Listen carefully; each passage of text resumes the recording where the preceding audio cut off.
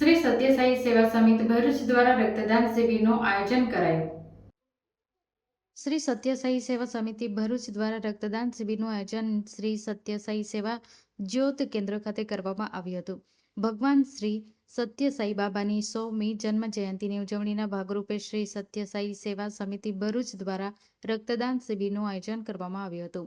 આ રક્તદાન શિબિરમાં અંદાજે 100 રક્તનો બોટલ એકત્ર થાય એવા નમ્ર પ્રયાસ કરાયા હતા।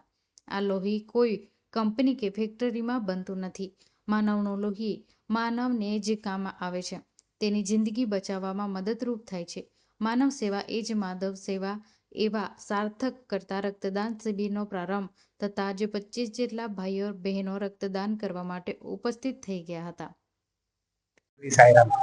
श्री सत्य सेवा समिति भरूच द्वारा आज रोज भगवान श्री सत्य साई बाबा की 100મી जन्म जयंती की उजवणी भागरूपे रक्तदान शिबिर आयोजन श्री सत्य साई सेवा ज्योत केन्द्र पर आयोजन करवामां आव्युं छे।